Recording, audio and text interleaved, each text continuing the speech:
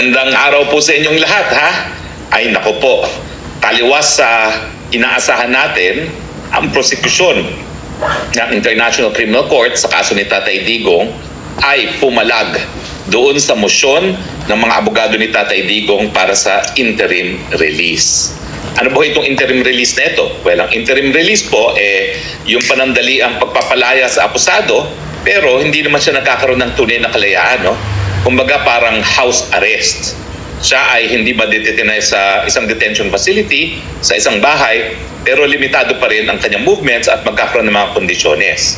Now, ilan sa mga kondisyones na umayag o sinumite ng mga abogado ni Tatay Digong ay ang makakabisita lang sa kanya ay mga pamilya, no? At syempre, yung lugar, well, sinabi na ni VP Sara, isa sa lugar na pinag-isipan ay Australia, no? Hindi ko pa alam kung ano yung ibang lugar na pinag-isipan. Pero yung lugar kasi, kinakailangan miyembro ng ICC. At gaya ng nasabi ko nung naunang broadcast natin, iilan lang naman yung mga bansa, sa mga karatig bansa natin, ang miyembro ng ICC. Isa na dyan ang Australia, nandyan din ang New Zealand. Pero dito sa malapit sa atin sa ating bansa talaga, ay ang malapit lang ay South Korea, no? At hindi ko pa alam talaga kung saan siya mapupunta, no? Pero ang sinasabi ng marami dahil nagpunta ng Australia si VP Sara at inamin naman niya na isa sa mga bansa na posibleng magkaroon ng interim release si Tatay Digong ng Australia, isa na yan sa kinukonsider. Pero hindi natin inaasahan ay yung pagpalag ng prosecution. Bakit? Kasi doon mismo sa motion ng abogado ni Tatay Digong, sinabi nila na nagkausap na sila ng prosecution at hindi raw tututol ang prosecution. Kaya naman, akala ng marami, in the bag na. Kasi pag hindi naman tumutol ang prosecution, wala nang dahilan para hindi siya magkaroon ng interim release. Well, ngayong formal na pong naghain ng oposisyon ang prosecution, well, ayan po, paglalabanan pa rin ang issue ng interim release. Hindi pa po yan in the bag. Siyempre po, kung hindi naman nag-oppose at sumuporta pa ang prosecution, in the bag na yan. Ngayon po, talagang pag-aaralan pa ng hukuman. Ano ba yung mga bagay-bagay na titignan ng hukuman? Well, una-una, yung pagiging flight risk. Siya ba ay eskapo? Well, alam nyo naman po, kung siya naman ay i-release sa isang bansa na talagang miyembro ng ICC at magkakaroon ng kondisyones, asahan naman natin na yung bansang yon, Australia o kung saan man, ay papatupad ang mga kondisyon na yan, no? At kasama sa mga kondisyon na yan, ay pagbabantay sa kanya, no? Hindi po ibig sabihin na interim release ay completely malaya na, no? Talagang house arrest po yan, kumbaga. Hindi siya po pwedeng lumabas nung bahay niya unless for specified reasons, siguro medical reasons, no? At yung mga bisita niya ay dun nga sa hinain ng abogado ni Tatay Digong, ang bisita niya ay limitado lamang sa mga kapamilya. Pangalawa, is meron bang possibility na siya ay gumawa pa ng krimen? Well, marami talaga doon sa nag-react doon sa petisyon o doon sa motion ng abogado ni Tatay Digong kasi nakasulat doon, will not commit crimes, no? Well, yan naman po yung requirement na sabihin. Hindi naman po yung pag-amin, no? Hindi talaga yung inaamin, pero siyempre, pag binasa mo, parang pag-aamin. Ang sinasabi lang dyan ay, pag ikaw ay naka-interim release, wala kang krimen na magagawa or posibleng gawin or gustong gawin, no? So, sinasabi lang na magiging law-abiding ka. Bagamat yung pagsulat talaga doon sa papel ng mga abogado ay para nagbibigay ng impresyon na umamin na, no? Hindi naman po. Yan po isang requirement lang ng Rome Statute, kaya kinakailangan ulitin at sabihin in fairness, no? Pangatlo, may posibilidad ba na siya ay mag-i-influence doon sa mga testigo, mananakot, o di naman kaya pakikialaman ng mga ebidensya, yung tampering of evidence, no? Siguro naman po pag malayo na ang Tatay Digong at hindi naman nasa Pilipinas, lahat ng testigo ay either nasa Hague or nasa Pilipinas, wala naman pong influensya na si Tatay Digong, no? So, sa madaling salita, ano ba ang tingin ko? Well, ang tingin ko po, unang-una, hindi naman po siguro flight risk ng isang 80 anyos. At sa totoo lang po, kung gusto lang na tumakas ni Tatay Digong, matagal na niyang ginawa yan. Kasi alam niyo naman dito sa Europa, hindi gaya sa Pilipinas na ang mga pulis ay lahat armado. Dito hindi naman, no? Pero si Tatay Digong bilang sa abogado, talagang humaharap siya sa proseso, no? Hindi siya nag-shortcut. Siguro nga to a fault, no? So sa tingin ko, talagang hindi siya flight risk. At saka, ano ba naman magagawa pa na 80 anyos on his own? Hindi nga kaya maglaba at magluto para sa sarili niya, tatakas pa, no? At syempre, yung mga pagbibisita, limitado lamang sa mga close members of the family. At inoobserbahan pa, binabantayan pa, pinakikinggan pa. So paano siya magpaplano ng pagtatakas niya? No? Wala namang pagkakataon, wala oportunidad na magplano ng kanyang pagtatakas. O pangalawa, meron ba siyang krimen na gagawin? Naninindigan nga tayo na walang krimeng ginawa ang Tatay Digong. Alam niyo yung crimes against humanity, ang definition niya is either widespread or systematic attack against civilian populations knowing that it is being directed against civilian populations. Tagalogin natin. Malawakan or systematic na pag-atake sa mga civilian na nalalaman na ang tinatarget ay mga civilian dahil sila ay civilian. O kung titignan mo yung war on drugs, hindi naman po yung tinatarget ang kahit sino dahil sila ay civilian. Kung meron mang mga collateral damage dyan, yan ay dahil nga meron mga dahilan ang ating kapulisan para gumamit ng dahas. At kung wala ngang dahilan, napaparusahan naman ang hukuman natin. Of course, rinireklamo nila na konti lang daw ang napaparusahan. Bakit? Marami na bang naparusahan ng ICC? Aber, hindi nga, no? Kung ikukumpara mo yung numero ng lokal na hukuman, mas marami pa rin kaysa sa ICC na yan. Diba? So, sa tingin ko po, wala talagang krimen na nagawa ang Tatay Digong. At dahil wala man siyang krimen na nagawa, wala naman siyang krimen na po pwede pang gawin. Now, yung pagdating naman sa pagpananakot sa testigo at saka yung pagtatamper ng evidence, ano ba namang oportunidad ni Tatay Digong dyan? Malinaw na ang Marcos administration nang nag-surrender kay Tatay Digong, hindi pa nga hinihingi ng ICC, ibinigay na. Ibig sabihin, anong kakayahan ni Tatay Digong na manakot sa mga testigo samantalang talaga namang magkalaban na sa politika ang Marcos at Duterte?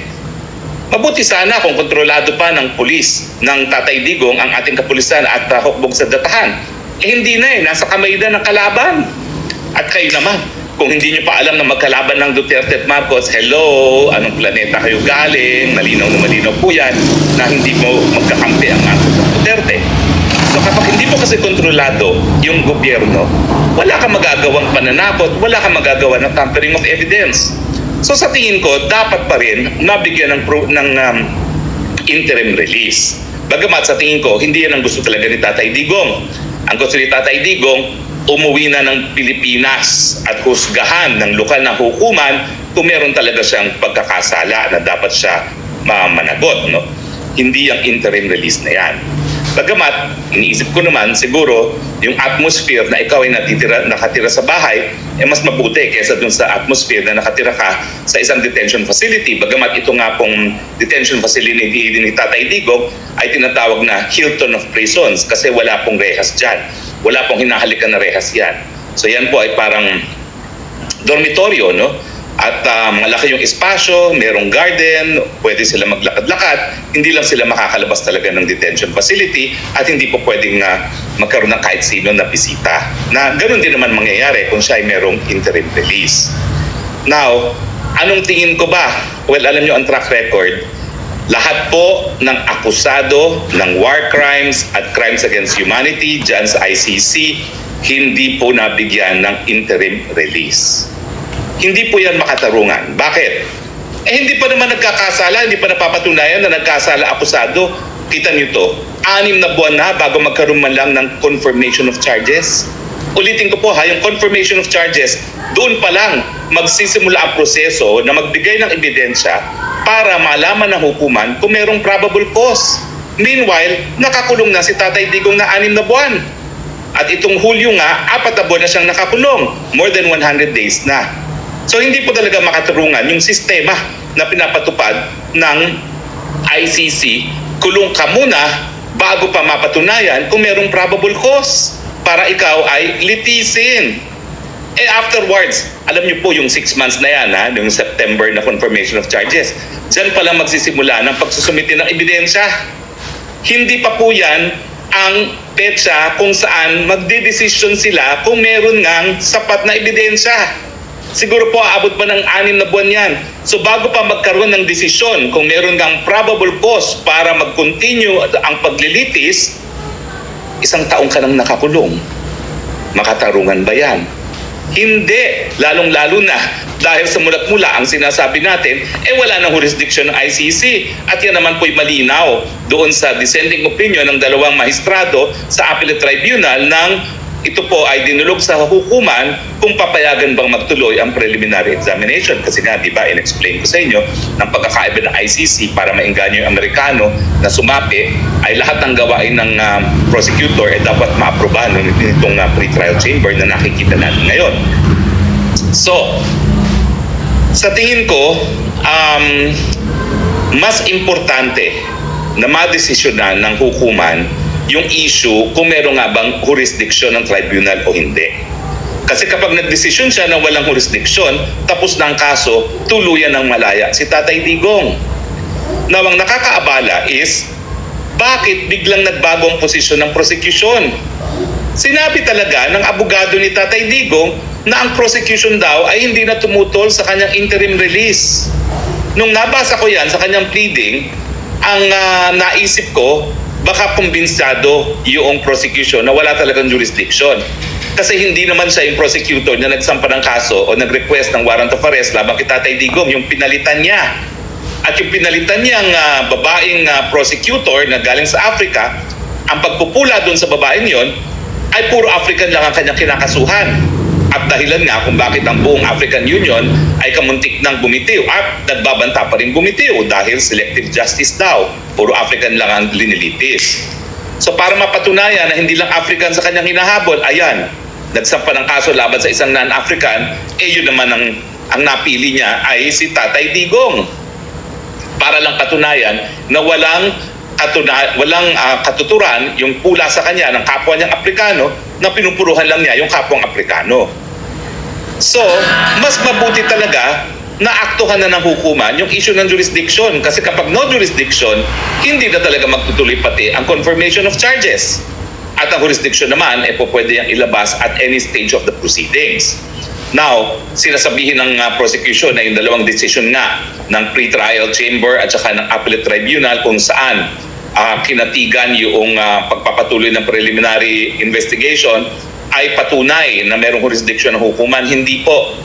Lininaw talaga ng hukuman, pareho ng pre-trial at saka ng appellate tribunal, na ang desisyon nila ay hindi desisyon tungkol sa jurisdiction. In brief, kaya tayo natalo doon, kaya nagpatuloy ang preliminary investigation, hindi kasi diniscuss ng Office of the Solicitor General kung bakit, anong epekto ng pagbibitiw natin sa Rome Statute. Na dahil hindi na nga tayo kasapi ng Rome Statute, dapat ang preliminary investigation ay masimulan 1 taon matapos ang ating pag-deposit ng instrument of withdrawal. Walang kahit anong diskusyon at ang tinutukan natin ay tinatawag na admissibility or yung complementarity principle na bukas at kayang litisin ng lokal na hukuman ng kasong ito. Yan sabi nung pre-trial chamber, kapag ang in-invoke mo ay yung complementarity na kayang litisin niya ng hukuman mo, inaamin mo na merong jurisdiction ang ICC, no? Kaya lang sinasabi mo na ang dapat gumalaw ay yung lokal na hukuman. Pagdating naman sa appellate tribunal, ang sabi ng appellate tribunal, hindi mo na po pwedeng i-argue itong issue ng jurisdiction for the first time on appeal. Dapat yan, diniscuss mo doon sa pre-trial chamber. So sa akin, bagamat ako'y nabahala dito sa pagbabago ng tono ng prosecution, hindi ko alam tuloy kung talagang tama yung sinabi ng abogado ni Tatay Digong na kinausap siya ng prosecution at hindi sila tututol, no? Or kung siya'y nanaginip lang, wishful thinking para mas madali yung kanyang trabaho. Hindi ko na alam kung anong dapat kong isipin. Pero ang realidad ngayon, hindi pa in the bag ang interim release ni Tatay Digong. Paglalabanan pa yan. At ang track record ng ICC, wala talagang binibigyan ng interim release. Para bagang talagang hindi makatarungan yan. Bakit? Kasi wala pa namang probable cause wala pang confirmation of charges, and yet ayaw nilang i-interim release. Ito nga po yung problema na hindi hinarap si Tatay Digong sa lokal na hukuman. Kasi kung hinarap siya sa lokal na hukuman, ireresolba ng RTC yung issue ng nalabag ba karapatang pantao niya, meron bang jurisdiction ng ICC para siya i-extradite sa The Hague, at pinaka-importante, pwede bang bigyan ng provisional liberty si Tatay Digong habang dinidinig ng RTC? Pinagkaitan siya ng ganyang pagkakataon, so hindi natin alam kung yung panandaliang pagpapalaya ay dapat ibigay kay Tatay Digong na ang magdedesisyon ay lokal na hukuman. Hayan, ngayon opposed. So ngayong tinutulan ng prosecution, yung track record ng ICC na hindi nagbibigay ng interim release, ang aking conclusion, abay, medyo 50-50 tayo dito, no? Kung dati meron tayong 55 na baka naman mabigyan ng interim release kasi hindi nga tututulang prosecution, ngayon 50-50 uli. Dahil wala kang track record ng ICC sa pagbibigay ng interim release. Alam mo, ICC lang yung ganyan. Yung mga ibang tribunal na binuo ng UN system, gaya ng, at miyembro rin ako ng bar ng UN Tribunal for War Crimes in Rwanda at saka yung former Yugoslavia, lahat ng akusado doon halos binigyan ng interim release. Umuwi sila sa Yugoslavia, babalik lang sila pag meron ng paglilitis, walang problema. Bakit? Kasi naman, ang bumuo kasi ng mga hukuman ninyon ay UN Security Council. Lahat ng desisyon ng Security Council enforceable against all members of the UN. So kapag hindi talaga sinurrender ng gobyerno kung nasaan yung akusado sa hukuman, pwede magkaroon ng sanctions ang UN Security Council laban sa bansang yon, no? At kaya naman napapatupad yung mga order ng mga tribunals na yon para paapirin. Pero pagdating sa ICC, palibasa walang mandato ang Security Council at ito'y voluntaryong hukuman. Walang ganong kapangyarihan ng UN Security Council na mag-impose ng sanctions kapag hindi napasipot ng mga bansa yung mga akusado na dapat litisin, no? Kaya siguro hindi nagbibigay ng interim release ang ICC. Gayunpaman, hindi makatarungan yan.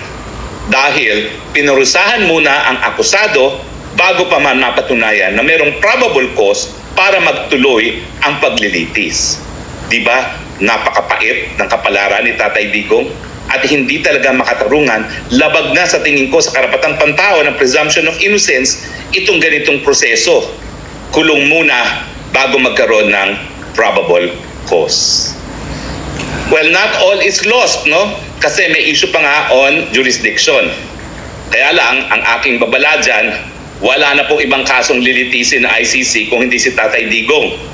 Pag hindi sila nagtuloy ng kaso ni Tatay Digong, sayang ang mga sweldo ng magistrado, ng prosecutor at lahat ng staff ng ICC.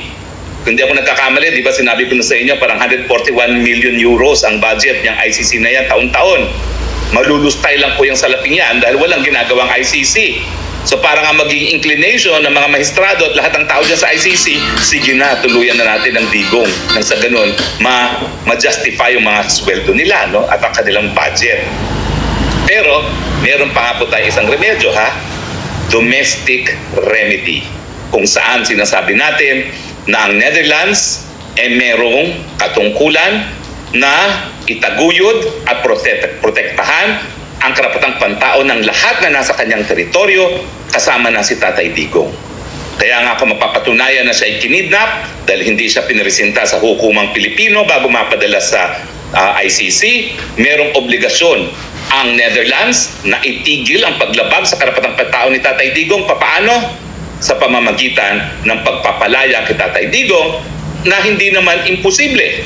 Dahil siya po ngayon ay nasa teritoryo ng Netherlands, nasa kulungan ng pag-aari ng Netherlands at kung hindi po ako nagkakamali, ang mga gwardya ay mga Dutch pa rin.